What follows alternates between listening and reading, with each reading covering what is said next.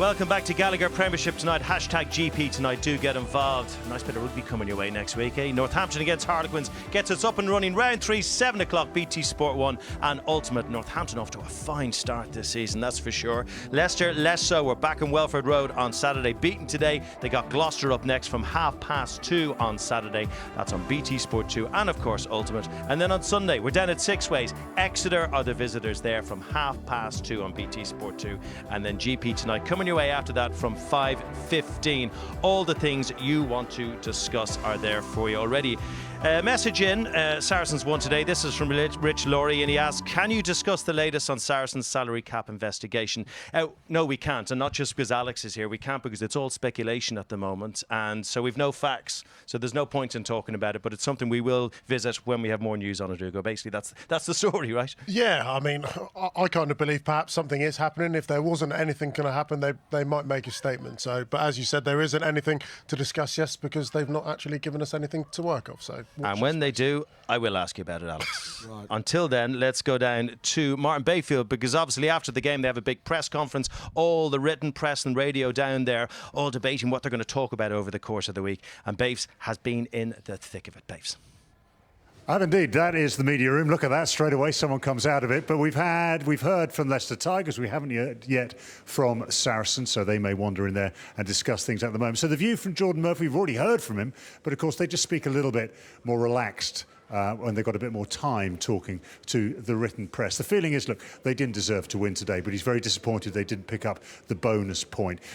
It was interesting he mentioned that he felt the players played with fear last week against in their opening game of the campaign. But today, they were a little bit more open, played more like the rugby they want. And what are we seeing here? We're seeing clearly a Saracens side which knows its game plan, knows how it wants to execute, and everyone right the way through the squad, from the most senior player down to someone coming out of the academy, kind of understands what the game plan is. You get the feeling here at Leicester Tigers that's going to take a while to develop and to grow. They haven't got there quite yet. They made far too many mistakes, gave away far too many penalties, and just as they were applying pressure to Saracens, they gave Saracens an out and let them get down the field, get field position, get points, get tries. Interestingly, they are fairly happy that some big names are coming back, not just the ones, of course, who are away in the World Cup, but coming back from injury. They're expecting to see Talusa Vayanu back, possibly next week for the game against Gloucester. That'll make a big difference. Yeah, cheers, Baves. Yeah, game breakers like that important. Alex, how are you? Yeah, very well, thank you. Good, thanks for coming up for a wee chat.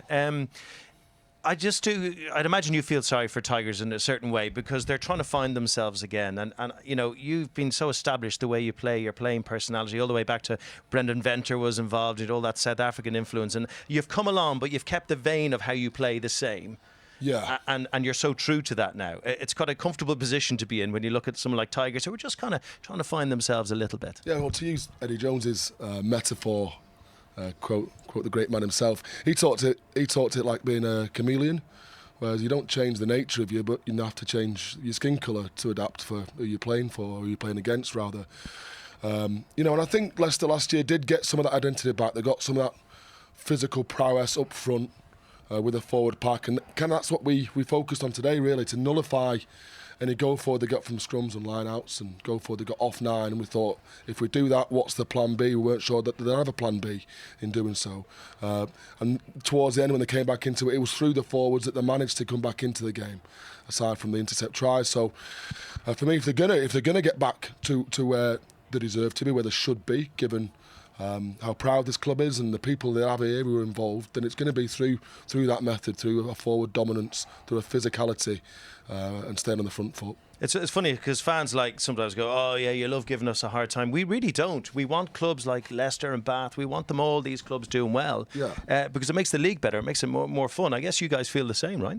I don't have ill on anyone, really. I'll want ill for any team, but then it's been coming from an easier position where we've been successful in recent years. I know how hard it is to graft and to get yourself in a position where the environment's one where you can start bringing the young players through, and that for a lot of it is about cohesion and keeping people together for a long period of time. You know, I've been there 12 years now, and I've worked with Smalley for 12 years, and all the lads who were with England have been there since they were 16, 17. So it's really keeping groups of players together and learn to work more effectively together. Let's talk about the Premiership and its role in the World Cup. This is from Gar Baxter. How much of an impact over the rest of the season will England's World Cup campaign have on Saracens' attempt to retain the Premiership and European Cup?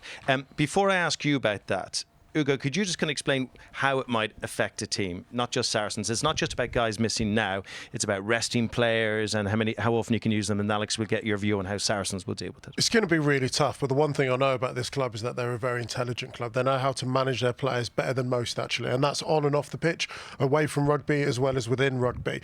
And I think the one thing that the Saracens team are now trying to identify and trying to promote is that youth. So you see someone like a Manu Vunipola who gets game time. You've seen Ben Howe really kind of come into his own the last couple of weeks, and what that's going to allow is a bit of breathing space for the superstars to come back. Because so on a practical level, they have to be rested, though, don't they? Have to be rested, and because these guys are operating and playing so well right now, is actually going to give the coaches confidence that they can actually go out and affect their game plan. The one thing these World Cup players aren't going to be able to do this year is play week in, week out. After being in camp under Eddie Jones for the last 4 months, the intensity of a World Cup and then a Six Nations on top of it is not. If Saracens are to retain the title this season, it's not going to be down to their superstar players. I think superstars end up winning you the final. Your club players get you to that final, especially in a year like today. So that's the situation. This year. That's how it works. How are you going to work around that, Alex? I couldn't say it better than what you said there, Hugues. You were spot on. You know, it's a rotational system. They're only allowed to play 7 games of the regular Premiership season, if you're including all the finals and all the European Cup games. So you've really got to rotate your class players in and out. We don't want to rotate all 7 out for one game. Obviously, you'll keep 3 or 4 in there as a leadership, as a spine, and you'll look to work some of your younger players, your Ben Earls and your Rotty Seaguns and your Max Malins, all these young lads who have got a really bright future. You put them in with these best players, and hopefully they will grow. And attain the levels of performance that we've expected from some of our more senior internationals.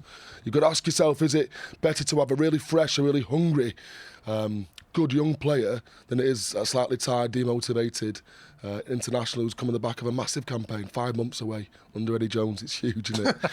Yeah, I hear it can be. Yeah. Do they look for you for advice on that? Does Owen Farrell go, what do you think, guys? Do you think I should play? Should I not play? What do you think I should do? Oh, no, look, we're going to sit down with him individually, and I think it is on an individual basis, because it's as much mental fatigue as it is physical fatigue. And I think their first concern, being professional athletes, is their own well-being, personal well-being. So we've got a plan for every player individually, which will sit down with them, and it will be some input from them. And obviously they're probably want to ask us, well, what do you want from us? Because we have to set a personal contract with the lads as to how much they want to buy in when they do come back in. You know, how much responsibility, how much leadership they want to take as well, how much they're ready for. And that for me is an individual thing, depending on how much they play, but also the person they are. Is it almost a case then of going, right, Billy, we really need you to play X number of Premiership games. We really want to beat Chiefs away from home, so I want you for that one. You know, we might let you off another game. Out of respect, I'm not going to mention another team, but we might be okay. Quins. I was going to say something else. No, we're going for Quins. Do you do it that way? Do you map out the games you think you might need them already? So Mark McCall's a genius. He's an absolute genius. He lays awake at night for it. He's just got notepads with teams upon teams upon teams, week after week. So he's got a 10-week plan for every player that's coming back into the squad, and let them know exactly how many weeks they're having off, and they'll all get 3 to 4 weeks off, and when they're having those weeks off. So they'll know in advance in the first week, in the first meeting. Oh, it's interesting, isn't it? You know, we don't always hear this stuff, so it's good. Right, there's a message in here from... where is it? I've lost it somewhere. Oh, there we go. John Smith. Oh, John Schmidt. Oh, my goodness. Oh, okay. Right. This is from a heavy hitter. John Schmidt. At John Schmidt 123 if you're not following him. Wow, that was a proper Saracens performance. So he's watching Saracens in action. He's talking about England. I see. So I'm seeing that now. He's actually talking about England, saying that's a proper Saracens performance. Just take that compliment away from me right there. I'm giving it back. Hey, it feels better when you get it back again, right? Because you have the disappointment, then the joy. I'd like your take on that, John, actually. Is that what you saw from England? I'm not just saying this. When I watched it, the way England defended, it reminded me of seeing some of the sort of Saracens' sort of great days in Europe, their ability to just suffocate teams, to not let New Zealand play, and they just kept coming. We said a couple minutes ago about that. The easiest thing when you're defending is to let a play evolve in front of you and then chase them into the sideline. England had a clear mindset just to go after them, and they kept coming. And that's, for me, when I've watched Saracens play in some of their best performances, they've just not let teams play. And you saw the Saracens guys really leading the charge in that regard. I mean, with Scotland, most of the players are playing for Glasgow or Edinburgh. So, I mean, that's the strain you feel with Scotland, right? Is it hard to change a game plan when most of your players come from those clubs that like to play a certain kind of rugby? It wasn't. Well, maybe it was that. We didn't do very well at the World Cup, so maybe it's not as easy as it should be. But I think we were together so long, and that's what I'm trying to say. England were together. Everyone's been together for such a long time now, so you kind of should know exactly what you're doing. It can be tricky going back and forth, but I think the longer you've been in the game, the easier you used to get to switching in and out of different systems. If Glasgow and Edinburgh were part of the Gallagher Premiership, would Scotland's international performance be better or worse, and why, asks Phil Harrison, because he's talking about the strength of the Premiership at the moment and how it's feeding so many of these teams. What do you think? Really easy questions, these are. Yeah. We can, 18 teams of the Premiership be great crack. My Yeah, wife would yeah, absolutely just make love the that. season No longer, weekends yeah. off. But because that's what a lot of people are talking about at the moment, and it's interesting. Ronan O'Gara was speaking, and we tend to go off on tangents on this programme. I know we're in one place, but Ronan O'Gara did an interesting interview in one of the Irish newspapers, and he said that he sees that in the Pro 14 it's not competitive enough anymore in his eyes. The derbies aren't big enough. He said even in a World Cup year, he doesn't see the Six Nations being competitive enough for all the teams. Maybe Eddie Jones has half an eye or most of his eyes on the World Cup. So, you need to be in a very competitive league to make your country competitive. Is that something you'd agree with?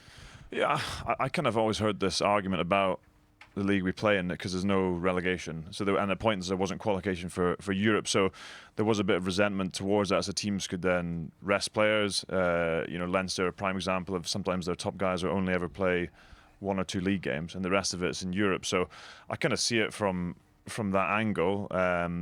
It's not potentially as competitive from that regard. But then you look at Leinster's success in Europe over the last couple of years, certainly with the Saracens. I don't know what the answer to that is. I think certainly the crowds and I think the intensity of the Premiership is something that the guys who have played in the same league and then they move to the Premiership always talk about the intensity, the relentless week in, week out, which maybe isn't the same in the Celtic League. Yeah, I think Brian O'Driscoll would readily admit the only time he was in Edinburgh on a Friday night was for a stag. Yeah. He just didn't have to go play those games. But I think the narrative really flip-flops. Ireland had incredible success in 2018, and it was all because of the Pro 14 and the setup and the ability to be able to rest players. And look at the likes of Johnny Sexton and Conor Morris, they get wrapped up in cotton wool. The moment they don't get success, it's because Pro 14 isn't competitive enough. The big thing for me about the Gallagher Premiership, and Alex, you'll know it as a coach more than anything, every single game you play is a game of consequence. And of course, that's going to put you in good stead when you're playing in the most unforgiving tournament in the world, the World Cup. You slip up for 20 minutes